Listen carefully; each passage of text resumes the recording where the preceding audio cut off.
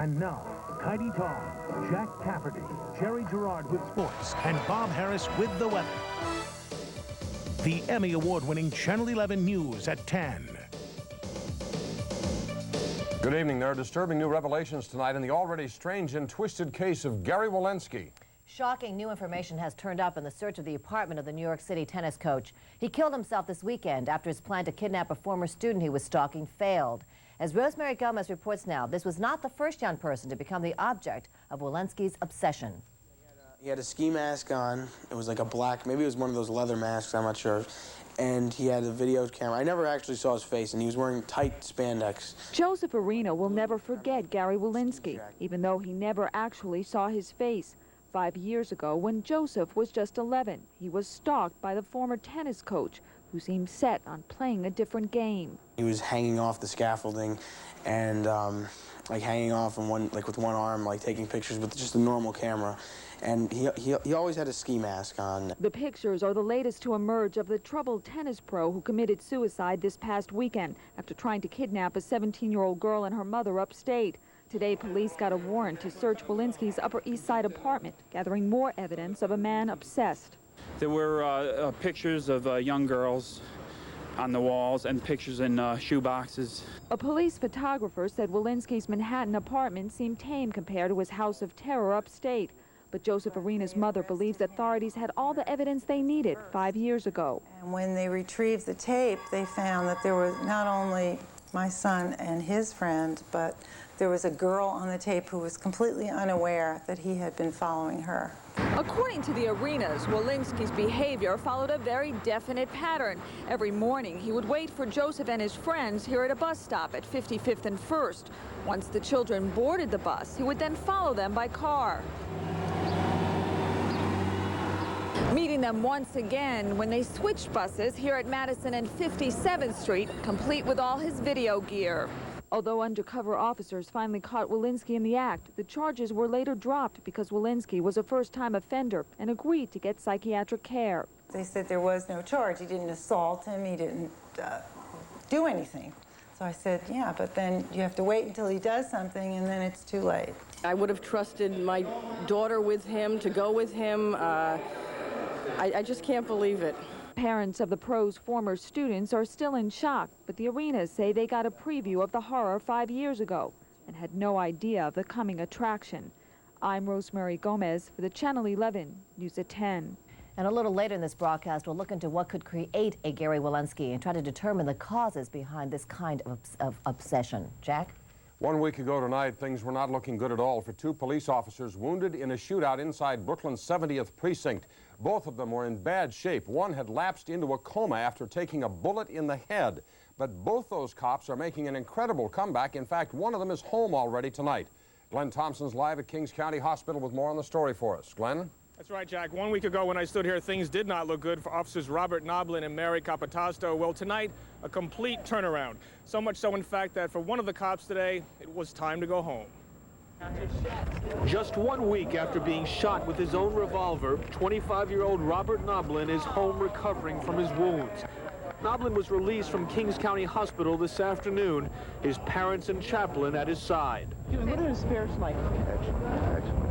As I say, he's looking forward to going home like all of us. Noblin was shot inside the 70th precinct last Tuesday by a drug suspect who later took his own life. 27-year-old Danny Cook grabbed Noblin's revolver while using the bathroom. Cook's handcuffs had been removed.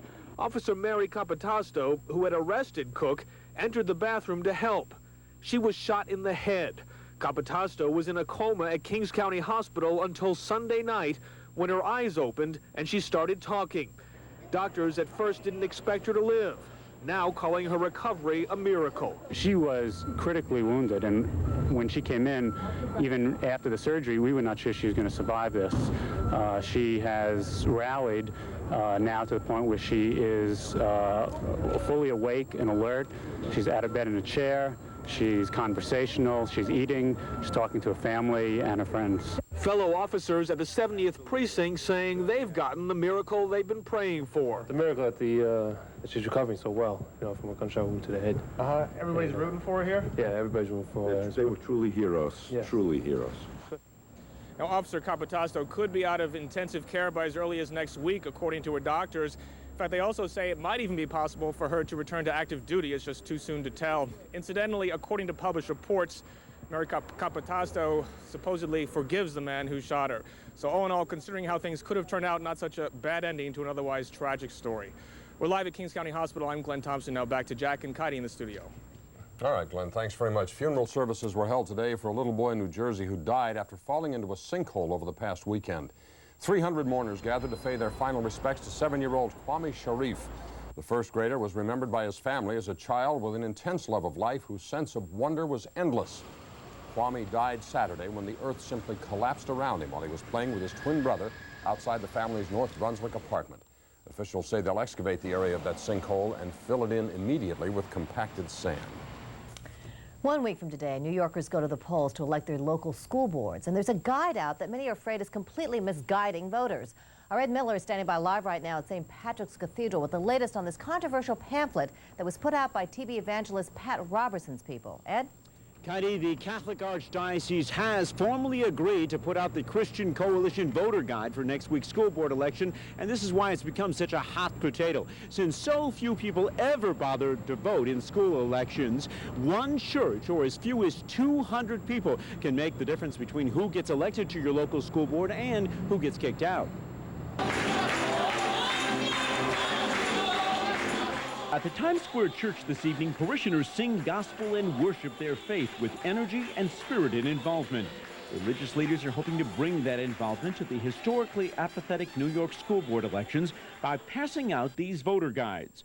Voter guides which list candidates' positions on issues which conservative Reverend Pat Robertson deems critical. The Christian Coalition will distribute the voter guide to 213 Catholic parishes, as well as in dozens of other churches. Critics say it blurs the line between church and state, but parishioners here at Times Square Church say it's time to take back our schools. When we had prayer in school, it seemed as if things were so much different. You know, we had more love. But we got to stand up for things that are good, healthy for our students and healthy for our children. No one is telling us how to vote. New York's controversial rainbow curriculum, which teaches children about gay lifestyles and the open discussion of condoms in the classroom, is why religious leaders are taking such an active role, reiterating that this is not an endorsement of any particular candidate. It's an educational process. We're not looking to take over the school board or take over the government or all these other things. We're just simply putting an educational piece into the hands of the voters that would have the same type of belief system we do, so they know how to vote. Critics, however, call it a dangerous precedent, trying to impose moral values into the classroom. How do you tell a child in a disadvantaged family what you, a middle-class person, might consider moral? Reverend Al Sharpton so disturbed by this, calling on federal authorities to monitor next week's school elections. Historically, there has been unreported and unregulated fraud at a school board level. Being that there has been low turnouts, they have been able to get away with it. Tomorrow, the Congress of Racial Equality will throw its support behind the religious leaders who want to take back our schools. And at the same time, critics are promising to put out their own voter guide in a couple of days. It could turn into a heated election. Live in Midtown, I'm Ed Miller. Back to you, Jack and Kaity. All right, thank you, Ed. There are reports that Mayor Dinkins is seriously considering raising the city's sales tax, but he could get a lot of resistance in this election year. The hike from 8.25% to 8.5% would have to be approved by the city council and the state legislature. And insiders say any new taxes face tough going in a year when the entire council is up for re-election. Dinkins begins budget wrangling with the council on Monday. Jack? After 5 weeks now, the courtroom custody fight between Woody Allen and Mia Farrow is winding down. Dr. Stephen Herman said the Yale New Haven Hospital report, which cleared Allen of allegations he sexually abused his 7-year-old adopted daughter Dylan, is far from the final word. Dr. Herman's an expert on child abuse. He was called by Farrow's lawyers. He criticized the Yale team, saying it spent too much time questioning Dylan and failed to keep notes on their sessions. Herman told Judge Elliot Wilk the truth may never come out about Woody Allen's alleged behavior. The closing arguments in that case are now set for next week. A Nassau County man's under arrest tonight. He's charged with sexually abusing more than 20 women. Long Island correspondent Drew Scott reports on a record store owner and some high school students who are coming forward with frightening stories. Police say the owner of Revolution's record store had a dirty little secret. Detectives at the Nassau County Police Sex Crime Squad say 28-year-old Thomas McGovern befriended young women from nearby Baldwin High School, and when they were alone in the store, he would sexually abuse, fondle, and in one case, assault them with a weapon. I saw him holding a gun or whatever, and I had heard that he had a real one, so I wasn't positive if it was real or not. So I was kind of scared. I walked out as fast as possible. I didn't even wait for my change, and as I was walking out, he just shot me or whatever. And you felt it? Yeah. He told me it was paper, but I know it wasn't, because it couldn't have, you know? It was harder than paper. So I suspect it's like a BB, I guess. I went in there once, and he was playing with my hair, and he asked if he can kiss me, and I'm like, let's get out of here. I said to my friend, I'm like, let's just leave. I walked out. Has he done this to other young women? Yeah, from what I heard. Police say McGovern is charged with a total of 12 counts of sex abuse, endangering the welfare of minors, menacing, and assault on young women at his record store. His attorney says McGovern has pleaded not guilty and is free on $4,200 cash bail. He's a businessman. He has a store in Baldwin, and basically we're going to defend this very vigorously. Nassau County Police would like to close the book on the case, but they say Mr. McGovern has been in business for several years, and there is the possibility that he may have sexually abused other young women from the nearby high school. The underlying rumors that are around the high school is that he has in fact abused other women, other girls, and we would like them to come forward if possible. Could it be a number of young women who haven't reported it? There's a possibility there is, yes. Police stationed detectives to take reports from more potential victims outside the record shop this afternoon. And a spokesman for the high school says so far, a total of more than 20 sexual abuse victims have come forward with additional complaints. From Long Island, Drew Scott, Channel 11, News at 10. And coming up on the News at 10 as we continue, LaToya Jackson makes a decision about whether to file charges against her husband in connection with a beating incident last week. And charges that many of our city's daycare centers could turn into fire traps for our kids because of faulty construction work. The manager of the Kansas City Royals throws a tantrum in the clubhouse. In a post-game interview, we'll give you a play-by-play.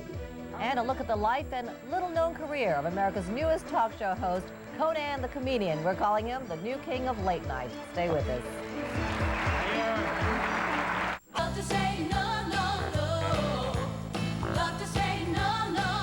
During the National Minivan Sale, save up to $2,600 on Dodge Caravan SE, including a gold package at no extra charge. Gold wheels, gold striping, and more, all with no money down, and make no payments till August. Love to say no, no, love to say no. Save up to $2,600 because we love to save. Sale ends soon. LaToya Jackson will press charges against her husband, Jack Gordon, for allegedly beating her with a dining room chair last week. The Manhattan District Attorney's Office says the 36-year-old singer will pursue the assault case in family court, which means criminal charges against Gordon will likely be dropped and be replaced with civil charges. Gordon claims he hit his wife with a chair because she came at him with a knife. Jackson was badly bruised.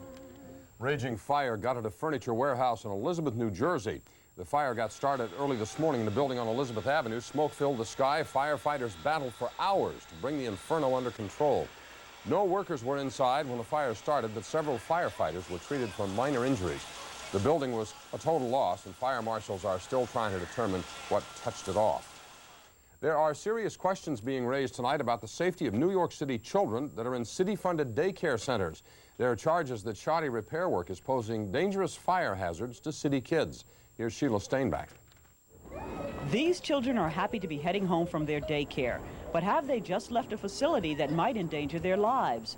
Internal Human Resources Administration memos charge 20 city-run centers, mainly in Brooklyn, have potentially dangerous fire conditions. After examination of what was going on, after looking at each center and making an assessment, we are confident that these centers are safe. While the city insists no child is in danger, one of the consultants it hired to review upgraded work performed at its daycare centers likens the completed work to sitting on a bomb.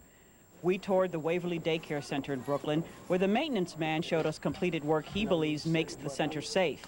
The bombshell internal memo tells of repair to dozens of holes with a sealant at some of the centers, which the federal government calls highly flammable. And the memo found air duct dampers that were either missing or improperly installed. To the parents, I say the same thing I say to the daycare workers that work in these facilities. It isn't safe. We've got to correct these deficiencies. We've got to do it immediately. Many of the centers under scrutiny are in Brooklyn, so the borough president is promising to get to the bottom of things. He assigned an engineer who independently found some safety features lacking. Some of the parents we spoke to today at this daycare center were not aware of any potential dangers, but that did not lessen their concern. I'll do some serious asking questions, but I really don't know. Price just went up on me starting Monday, and you talking about some fire hazard. I really know nothing about it. The city daycare centers serve mostly working parents, but the rest are poor, on welfare, or teenagers with kids who are returning to school.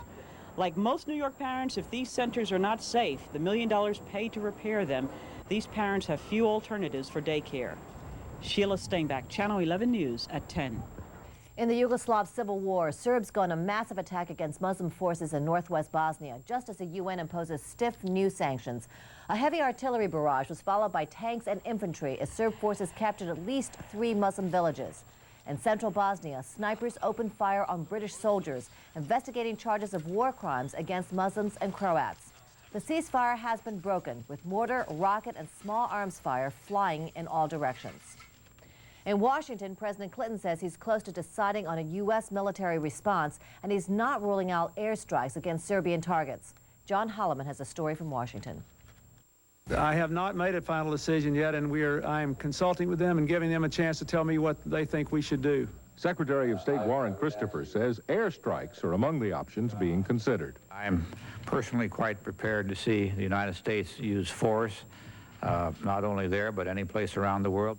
But Christopher says those airstrikes couldn't succeed unless 4 conditions are met. There must be clearly stated military goals, a strong chance for success, a definite exit strategy to end U.S. involvement, and there must be the support of the American people. Some lawmakers say, based on those rules, the U.S. should not use air power over Bosnia. I think that'll steal their will and make some people temporarily feel good, and we'll all end up feeling stupid, because it's not going to do what's intended. The Pentagon shares some of those concerns. Airstrikes could lead to drawn-out intervention with massive civilian damage and the loss of U.S. planes. The chairman of NATO's military committee says there's no clear goal yet. The first principle of war is, for God's sake, decide what you're trying to achieve before you go out there and start doing it. The CNN USA Today Gallup poll conducted last weekend shows 62% of Americans are opposed to U.S. airstrikes against Serbia. The president has not yet made a decision on what to do, but he's telephoning world leaders and meeting with congressional leaders, and that indicates the decision will come soon, within the next several days. John Holloman at the White House. And Russian President Boris Yeltsin made it clear today the Serbs cannot expect Russian support if they continue to reject a peace plan. In Moscow, Yeltsin said the time has come for decisive measures to quell the conflict. That's a quote. Russia in the past has historically been tied to the Serbians.